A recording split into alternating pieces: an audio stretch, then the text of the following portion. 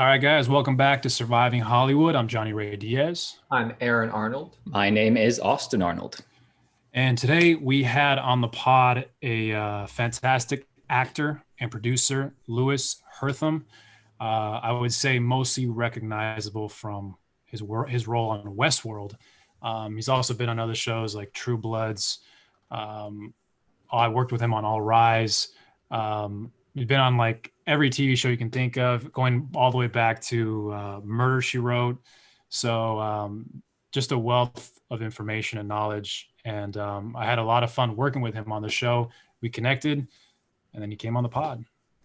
I loved, super down to earth. It surprised me that it didn't surprise me, but the majority of the first half of this podcast was all about filmmaking, which I loved because we're trying to produce our own stuff. But I thought it was really interesting to sort of hear he spent years taking a break from acting to produce, and then how that helped him in his career or what he learned. And then obviously coming back and booking Westworld. So filmmakers out there, look forward to this.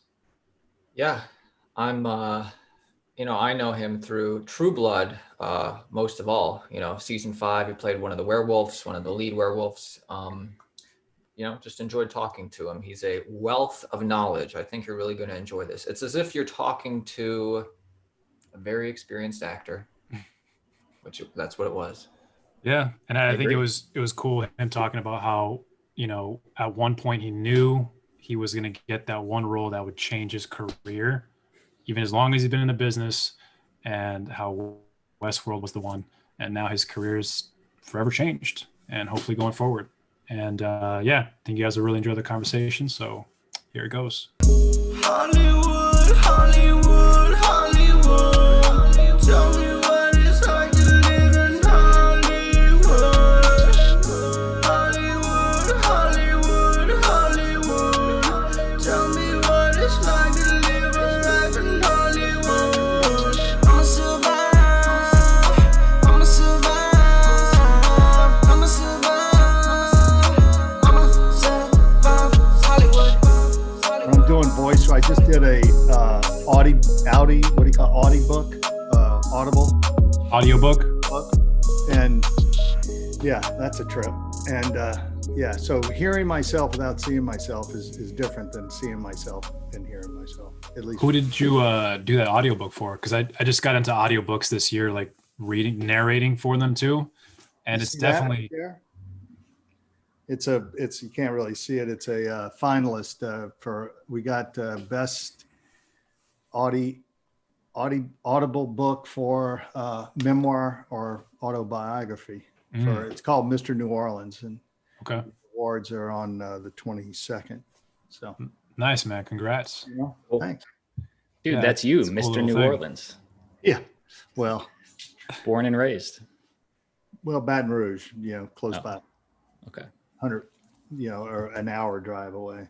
for sure. So maybe you can kind of talk to, as we kind of slowly just kind of dive in, maybe you kind of talk a little bit about that. I know obviously you're in LA now, but can you kind of maybe tell us a little bit about your transition to LA, and were you doing any acting in Louisiana before?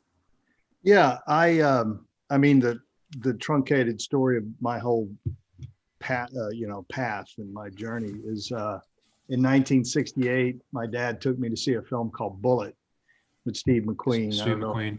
Yeah.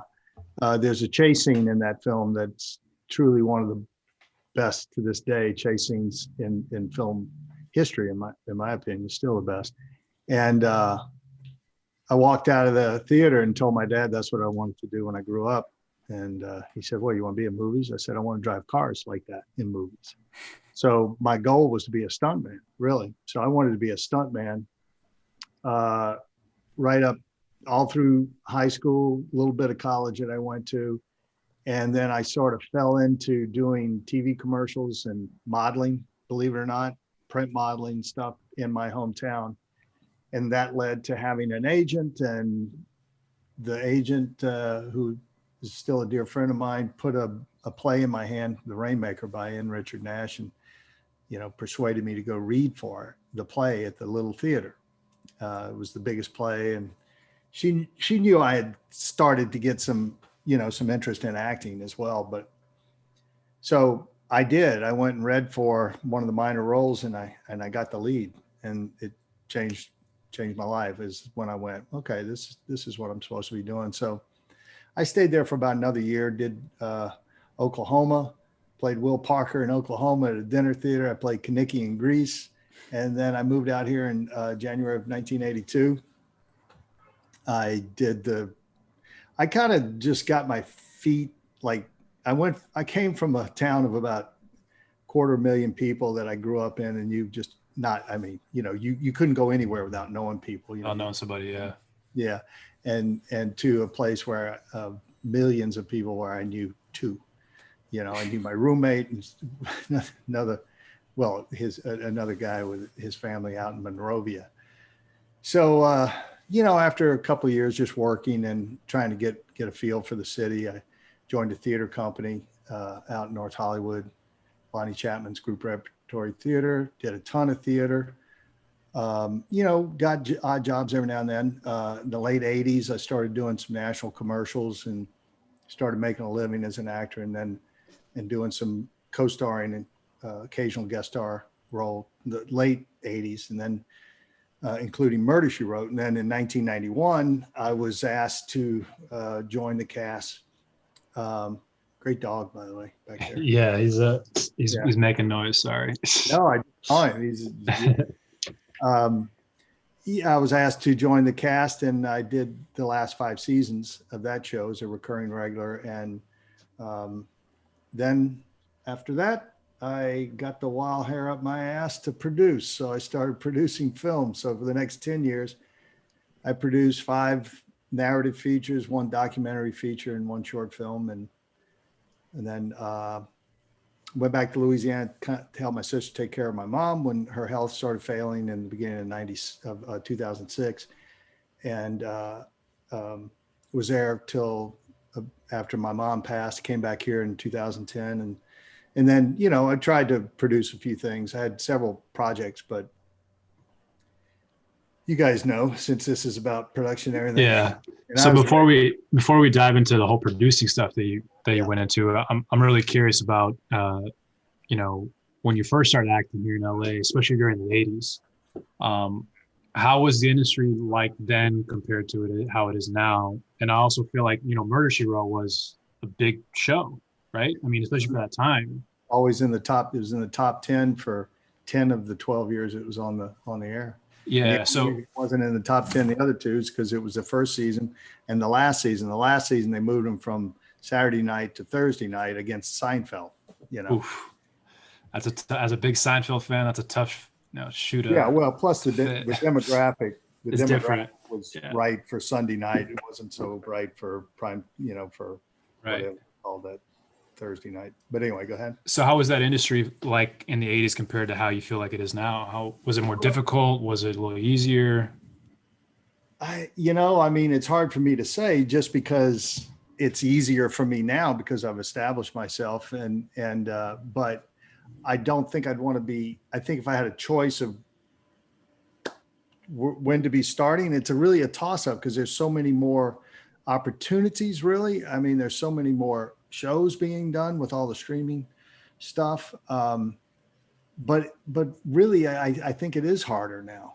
There's so many more restrictions and on the way people cast and so forth. And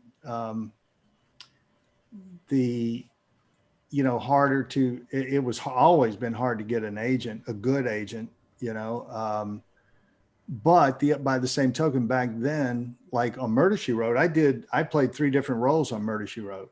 I played a role in the end of season, I think season 5, at the end of season 5. And then they called me back to play another role beginning of season 6. And then in season 8, I came back and played the role that I played for 5 years. So they used to do that all the time. They'd rehire actors and pay them very well. A lot of these established actors that Murder, She Wrote was known for having. I mean, I think these guys are getting 15, 25 grand, Per episode or? Yeah, for guest stars. Damn. Damn. I think that I almost feel like back in the day, you could actually make a living just doing guest spots, right? And now it seems like it's just so much more difficult. Without question. Yeah. Without question. I made a living doing, my 5 episodes a season. And, back then, if you were a series regular, I mean, you could afford to buy a house in the Valley. And if you were a series regular more than, 2 years or so, you were buying a house in Santa Monica, and the wages have not kept up with the cost of living, and certainly not the cost of housing. That's a whole different Yeah. podcast. Talking about how that's kind of evolved. But I can only imagine that working on that show for so long.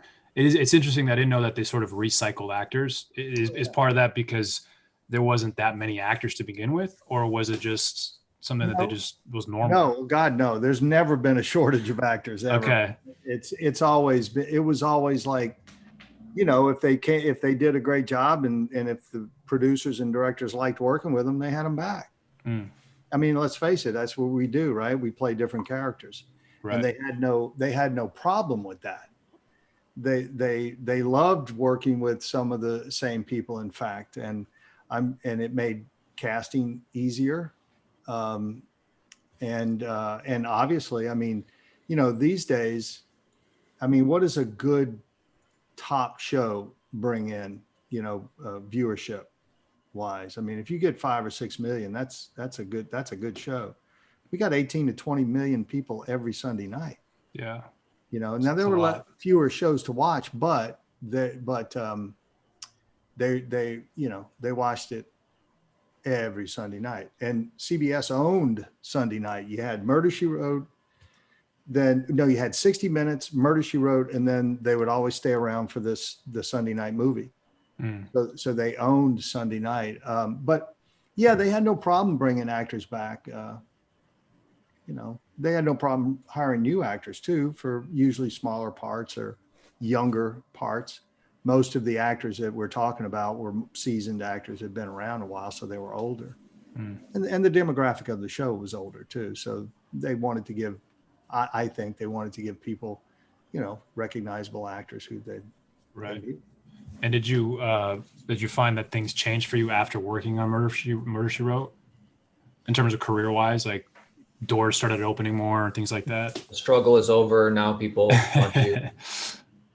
Well, the truth is that I didn't give it much of a chance, because I immediately wanted to sort of try to make my own way by getting, start producing.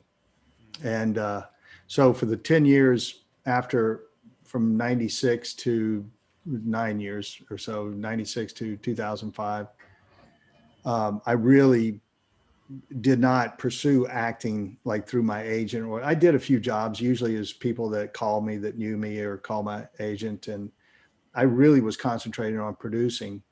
And so I didn't really give that a chance. I think about that a lot. I wish I had because I have like 27, I think this year will make the 27th pension credit year for Screen Actors Guild. Yeah. And had I at least just like tried to do a little bit of work, I worked in my own movies, of course, but I wasn't, and if there are any actors out there, always be aware of your pension, your SAG pension, and your pension credits. I mean, you really should be aware of that, because if you're building a career, that's a big part of what the union does for you. Yeah. So when those times that you were producing your own films, were you making those SAG films, and were you still kind of getting pension credits for that, or not really?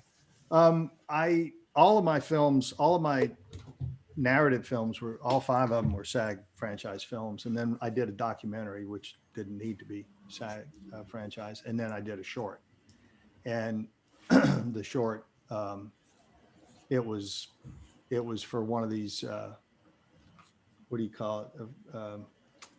48-hour film festival. Oh yeah. Yeah. It was great. I'm so proud of that little movie. I mean, it is such a great little movie. We actually did it in 36 hours.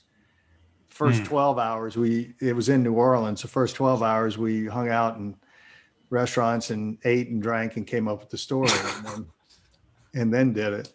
Yeah. Great. That was a lot of fun. Were there like, taking a break from acting and going into producing, were there like a certain stories you wanted to be told, or what was the catalyst that made you go, man, I just want to like make my own stuff? Yeah, well, the catalyst, I think, was the thought of going back into, auditioning and auditioning and auditioning. I did go into some auditions. There were some very young people, and they weren't really that well acquainted with Murder, She Wrote, because the demographic of the show was much older. And there was a couple of times where I just went, you know what, I just got to do this myself. And then I had sort of an epiphany, and this idea for a film came into my head, and I couldn't shake it. And so I pursued it. Budget for the film was $550,000. I went to my hometown. People had followed my career, so they knew who I was there. And what's the log line for the film? I'm sorry? What's the log line for the film, or what was it about? It was sort of a modern day prodigal son. Based on that parable of the parable of the prodigal son. And it just sort of, a dear friend of mine at the time, who's, I don't know, he's 9 or so years younger than me, terrific actor named Brad Hunt. I just had this idea of the two of us playing brothers, and, just sort of loosely kind of basing it on that parable. Very much a modern day version, because so anyway, that was kind of the log line.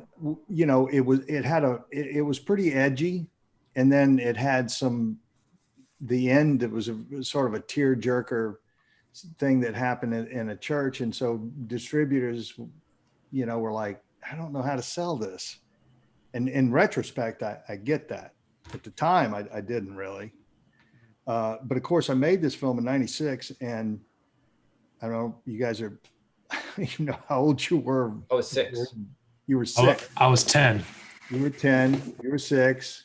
Austin? Also 6. Aaron and I are twins. Oh, y'all are twins. Oh, yeah. Now I see it. I'll be damned. Wow. Identical twins. Hell yeah. How observant I am. The Brothers McMullen came out, I think, in '95, and sort of started this craze about independent film. And then Sling Blade came out in '96, and which was still to this day one of my favorite films. Instinct, classic masterpiece in my opinion. And so like in '95, I think there were like a couple of hundred. I could have this wrong, going based on my memory, but there were very few films submitted to Sundance in all categories, a couple of hundred, maybe something like that. The next year when I submitted, there were 1,200, and then it just started growing from there. And if I'd have made my film a few years earlier, we would have sold it, would have gone to all territories and everything, because it was a great little American film. But once the craze started happening, first thing that I was asked was, who's in it? Who's in it?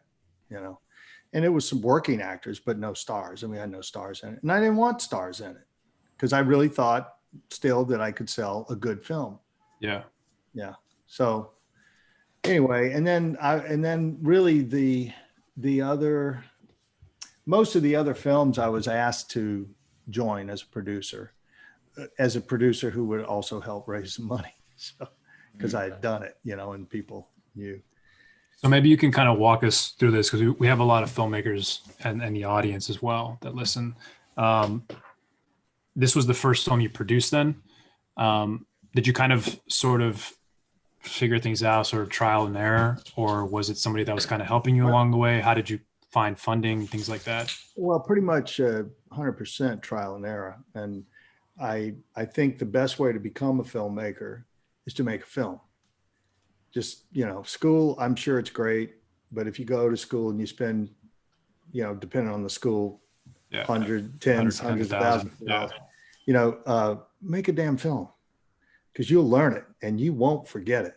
Now, I say you won't forget it. That's not necessarily true, because I was learning so much. I'm sure that there were certain things that I forgot because it was so overloaded.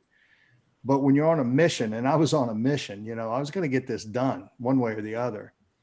And like I was about to say, I went back to my hometown. I started doing the morning shows. I did the press. I said, I'm here to make a movie. And they're, oh, Louis Herthum's back in town. He's going to make a movie here. So then when I called him up and said, hey, I'd like to take you to lunch and tell you about my movie. Maybe you'd like to, you know, join us and invest. And so that's how I did it. But there were a few people there that had some more knowledge than me, for sure. And they helped me along the way. And then other people, I'd go get to a certain point and I wasn't quite sure. I'd just call and say, what do I do now? And then, you know, he'd tell me and I'd do it. And, you know, that's a great way to, I mean, it's trial by fire. Yeah. And definitely I made mistakes. But what do you feel like was one of the biggest mistakes you made, or something that you really learned from? Well, let me see if I can be diplomatic about this in case somebody. You hated the actors. I'm just kidding. Say again? No, I had nothing. None of the actors were fantastic. The actors were all my friends. In fact, all of my movies, I had hardly any casting sessions. I mean, I've known so many actors. Like, you know, so and so can do this. Oh, they'd be great. Right. That's the way to do it. You want to do this? That's how that worked for me. But well, I think you know, let me put it this way. People ask me frequently, what makes a good producer? How do you become a good producer, especially for an independent film? And I'm like, hey man, the best producers pick the right people. If you pick the right people, your job will be so much easier.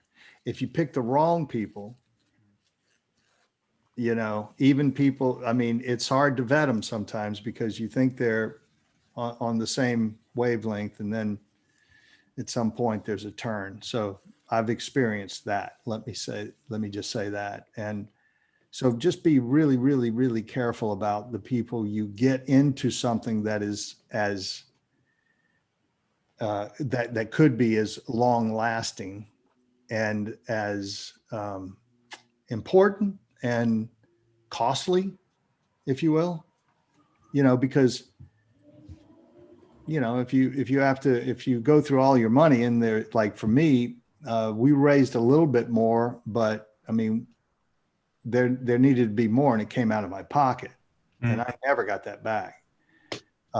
Putting your own money into films is very tricky, as I'm sure many of your filmmakers listening will know. But I think just, you know, so as far as lessons learned, that's one of them.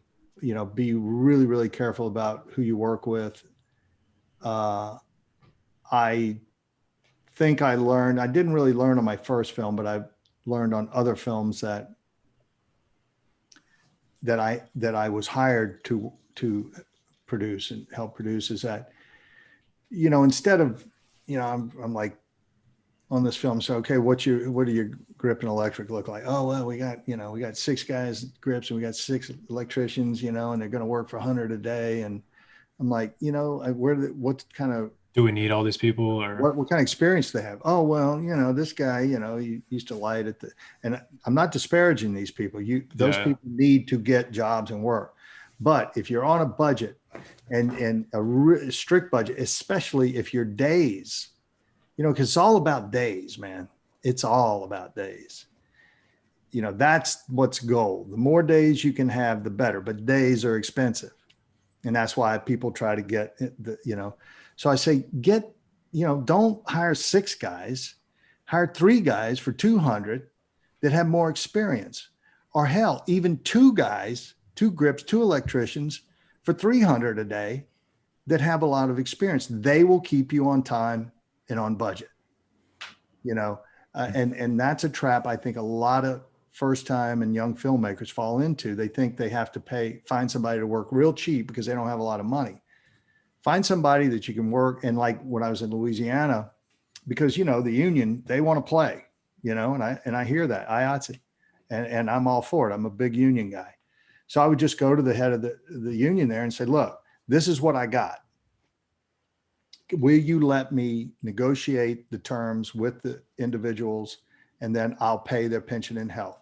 And usually you can, they're good with that. As long as you're taking care of them and paying their pension and health benefits, usually you're good. And then if you can find people to work for what you can afford, you're golden. And quite frankly, I mean, I've worked with a lot of the same people because, I treated people right, always treated people right. We have fun when we make movies. If you're not having fun, it ain't worth it. Y'all know it's just too damn hard. Yeah, too many long hours. It's just too hard.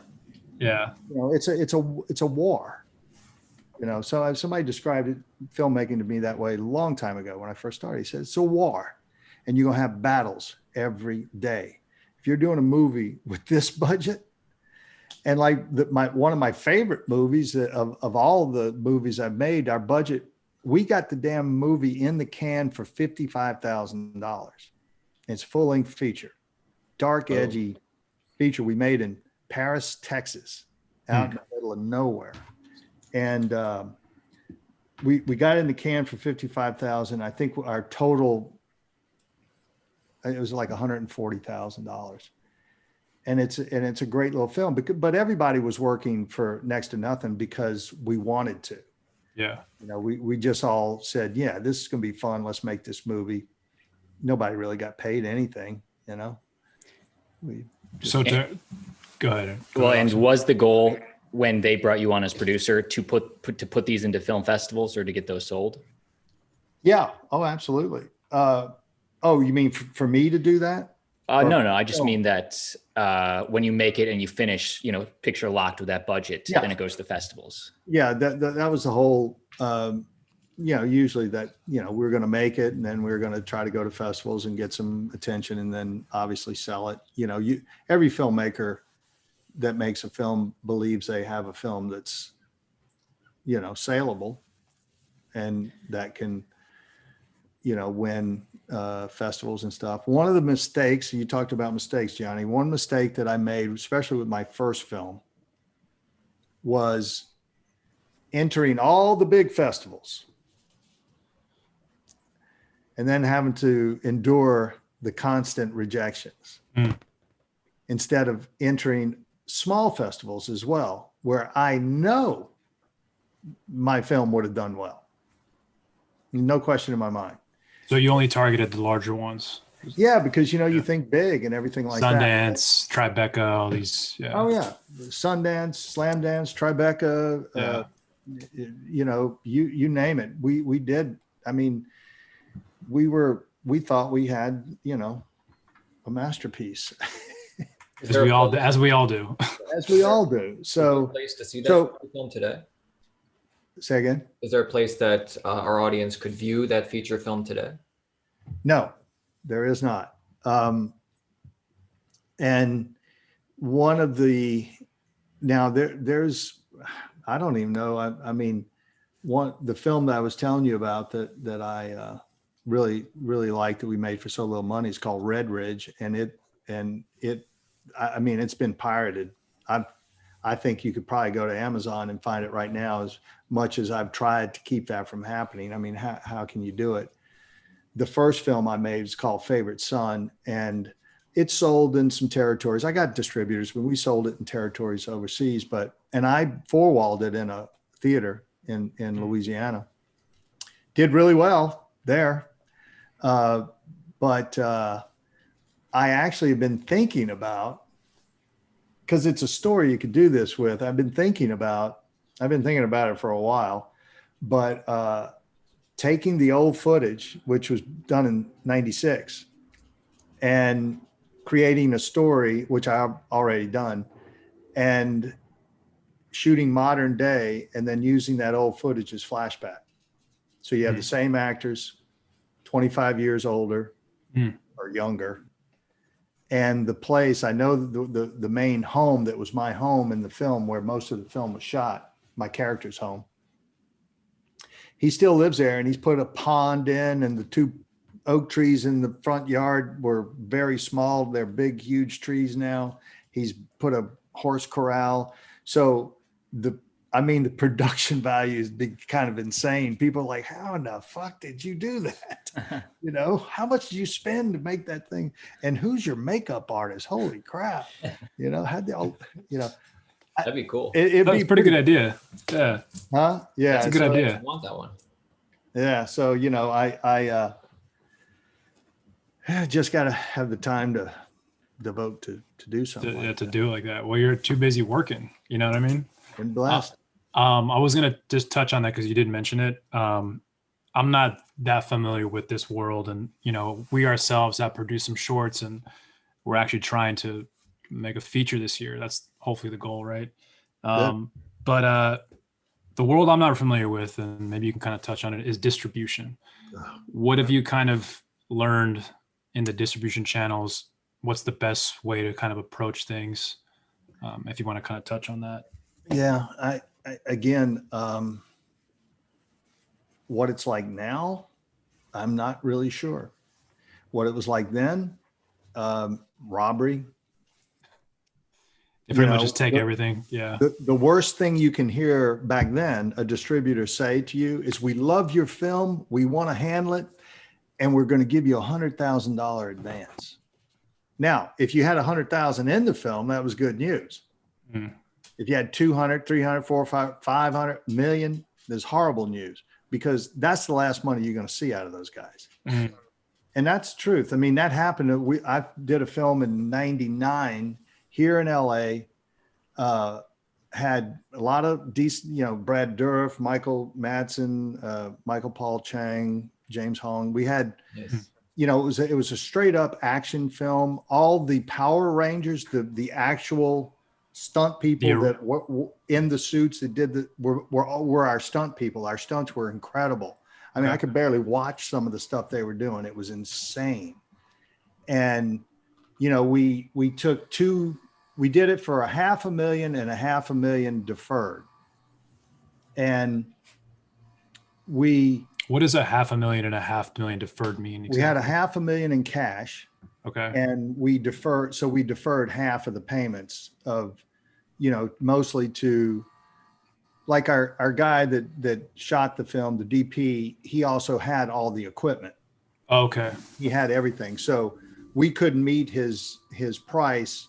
So it's deferred basically for. So we paid him his fee for DPing, but we deferred the money for the that kind of things. I frankly did not put those deals together. I was kind of brought in to help. I'm good at organizing and also for cast, to help cast it. So, and they just knew I had experience. So, I think we ended up, I think the budget with the deferments was about 1.1 million as I recall. And the people that, brought me in took 2 minutes of dailies, and just dailies, just rough dailies, and showed Regent Entertainment. And they said, we want it. And we'll give you $100,000 advance. Well, we never saw any more money. The head of I don't know who it is now. I don't even know if they're still around. I don't know what the deal is, but he said, we'll do $3 to $4 million in sales in this film. And I'm like, yeah, you should. This is a great little action film. It's an AFM dream, right? I mean, yeah. That's what it was. That kind of film had just enough names. You could sell it in every territory throughout the world, and you'd end up with $3 to $4 million in sales. They take their 20%, and their expenses. Is that a typical rate for a distributor, like 20%? Yeah, I think it was back then. Okay. Yeah. Okay. Again, I'm not quite sure what it is now. Yeah. What to expect now. Yeah. But we never saw a penny. I had to fight to get residuals for my actors because I had brought almost the whole cast in, which I did, and won. But I've seen that film. It was called The Ghost, and I've seen that film with different names. Again, the the rights ran out after 10 years. I got the rights back, but I don't know, but I wasn't part of the LLC. So I didn't have rights to, and I had like 9 points in the damn film. I really thought we were going to make a little money. Yeah. And so I have no idea where that film is. It wasn't in my power to really do anything about it. I just had to sort of grin and bear it, you know. Yeah. But as far as that, I mean, I did create a website. I don't know if it'd still be viable, but I created a website because of my frustration with distributors. You know what Angie's List is? Yeah. You know, where you rate, you know, carpenters and mechanics and doctors and all that kind of stuff. I created something called Otto's List. And it was where filmmakers could rate the performance of their distributors. Mm. And I built it. And, is it still up? Is that still around or? I have it. It's not actually up because it was attached to another site I had, which I ended up shutting down. It was just sort of in the back door of that other site. But again, it's like, I'd have to do more research on, you know, what people are doing now. I don't really know. I mean, there's so many of these streaming. I got a buddy.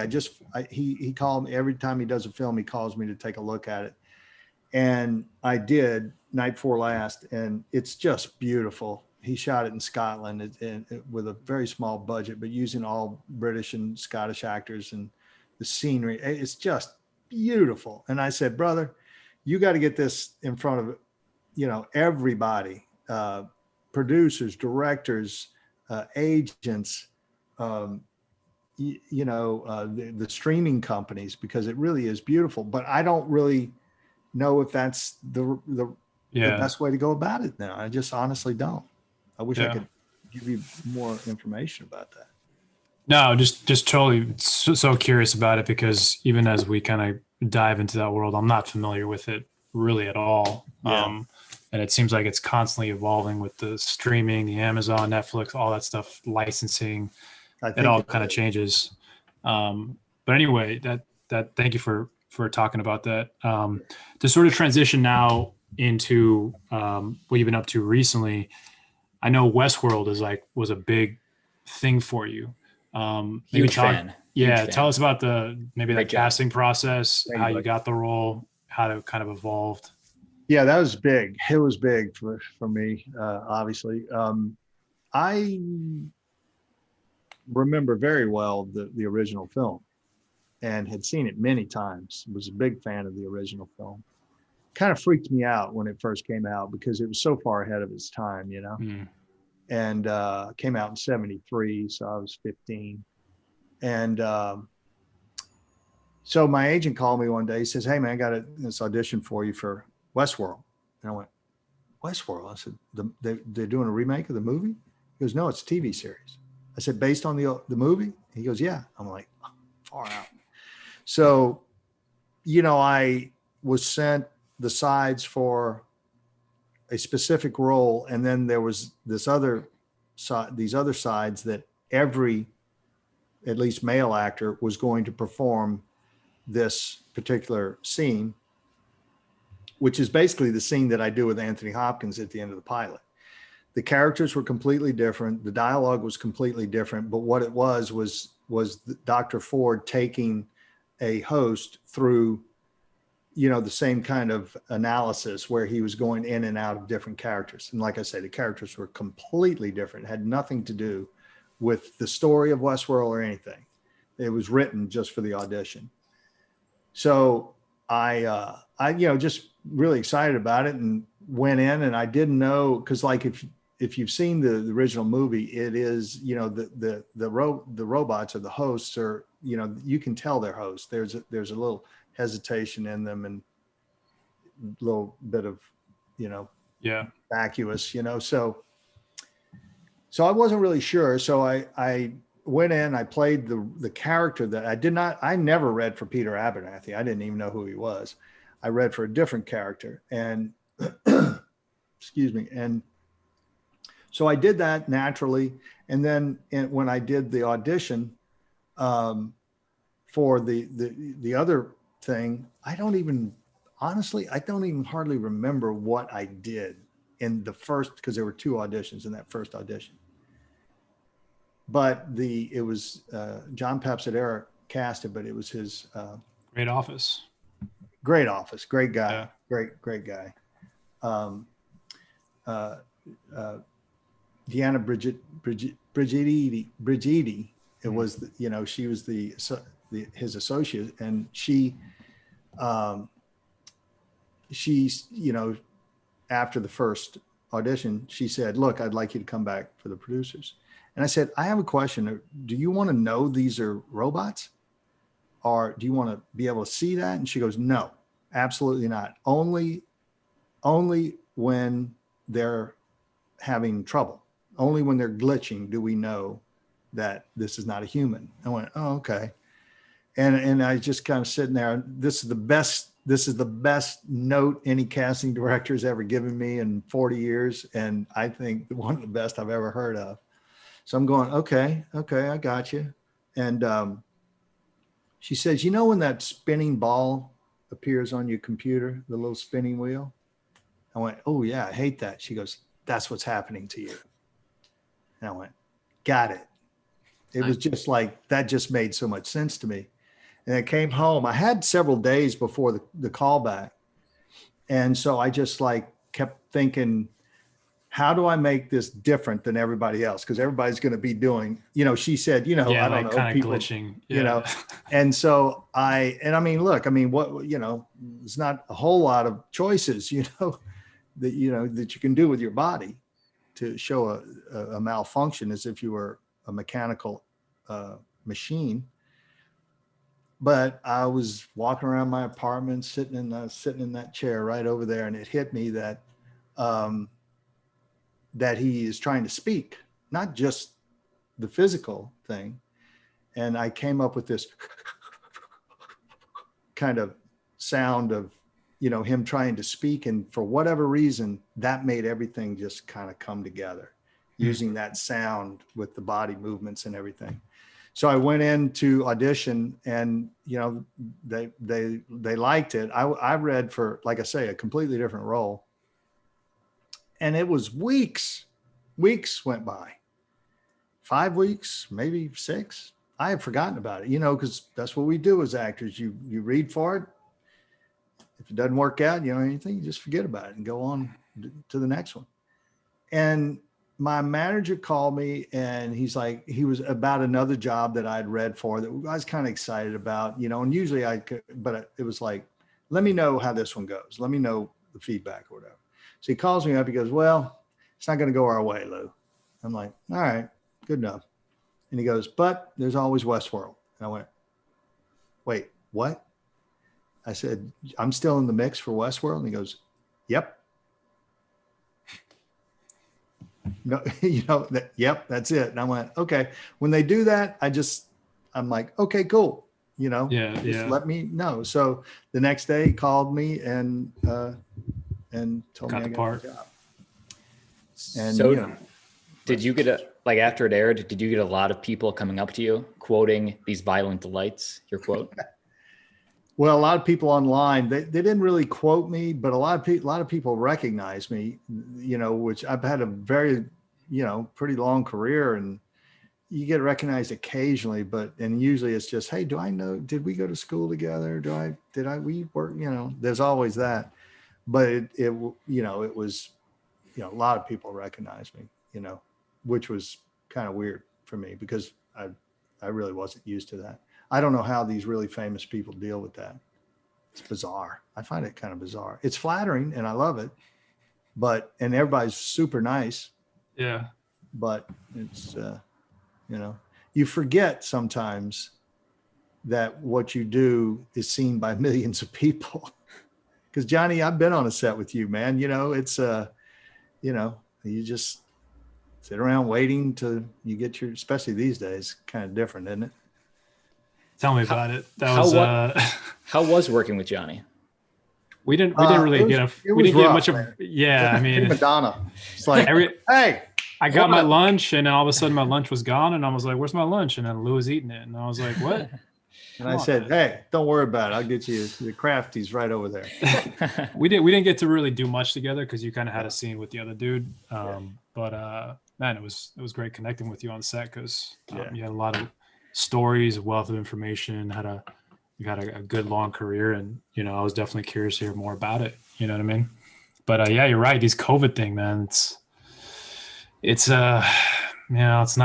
doesn't make it as fun as it was before. So that's my main complaint, is so much of the fun is taken out of it. Hopefully we'll get through it and get back to some sense of normalcy. But I mean, you got to do it. Yeah. Do it. And Lou, post Westworld and post True Blood and all the other stuff you've done, are you offer only now when you get asked to do these? Oh, no. I'm not offer only. I do get offers. But no, I still have to audition for stuff, Outrageous. You should be offer only. Thank you, brother. Appreciate that. Make sure this goes far and wide. True Blood is where I remember you from. I mean, your arc on True Blood with the werewolf stuff, that was a great arc. I love that. Oh, thanks a lot. Thanks. That was a fun show. That's a lot of fun. I was hoping that JD would live, but well, actually, once I had the brawl with Alcide, while we were doing that fight scene, and I got a rock and I'm getting ready to smash his skull, and Dale Dickey, God love her, I forget the name, Martha saved it. Don't do it, JD. And I'm like, anyway, in that night I said, this is going to end real bad for JD, because you don't beat up the star of the show, the manliest guy on TV. That guy is 6'5", 6'5", like 225, 235 pounds. And when I tell you, solid, trying to move him in those fight scenes was rough. Exciting. Yeah. But, it was a lot of fun. Great guy too, by the way. And in our final 5-7 minutes, looking back, what's one piece of advice you wish you knew as a younger actor that you know now? I got no problem. That's a piece of advice that comes to me like that. If you are a young actor or starting out and you feel at any point that your manager and your agent or your agent are not doing enough for you, they aren't. You're right. And you should move on. That is one of my biggest, it's not really a regret, but it's certainly something that I would do differently, because I think that the security of having representation is so precious that even when it's not working, actors don't want to give it up. And they might even return your calls, take your calls, maybe even take you to lunch every now and then. But if they're not doing enough for your business, it's a business. So you need to find somebody who can. Having the right representation changes everything, because so many incredibly gifted actors out there never get a chance, and that's all they need.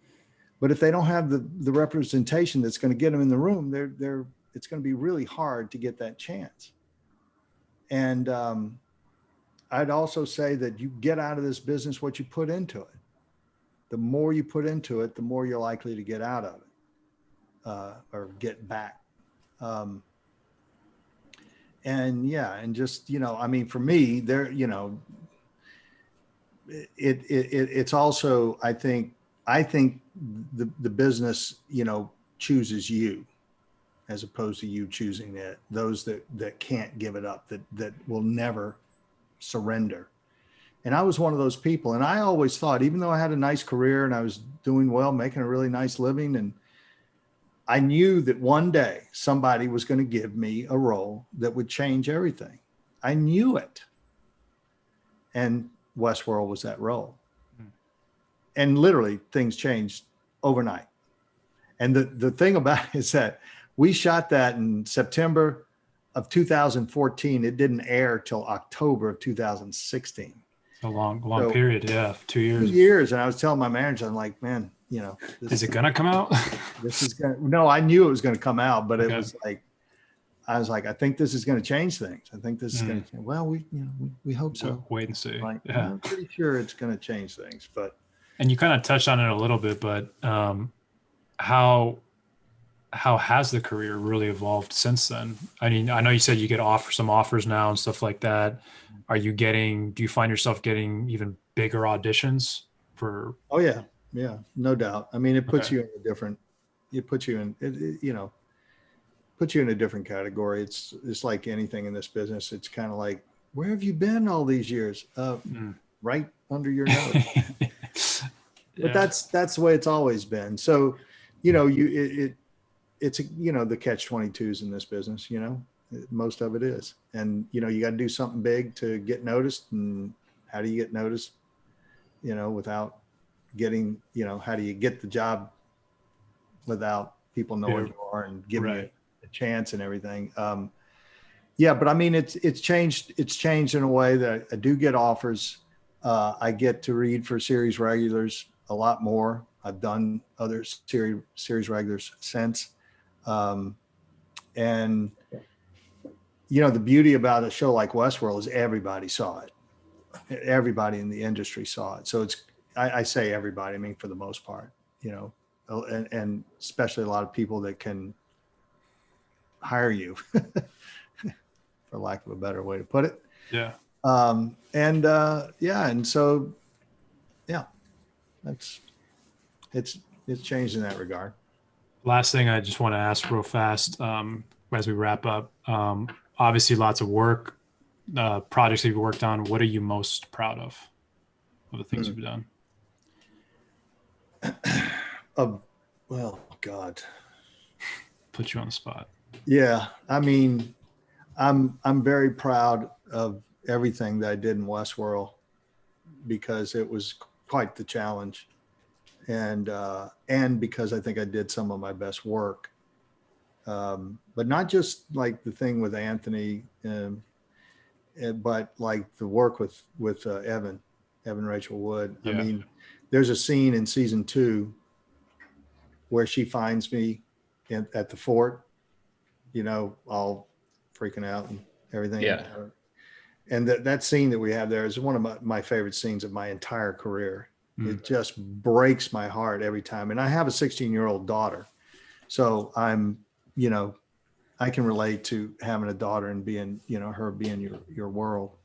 I can't quite answer that completely. I mean, they're just. That's all right. That's an answer right there. Yeah, there you go.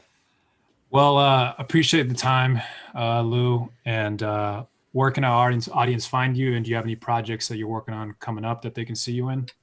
Yeah, well, I got All Rise. All Rise, and I guess there's. I think you're in.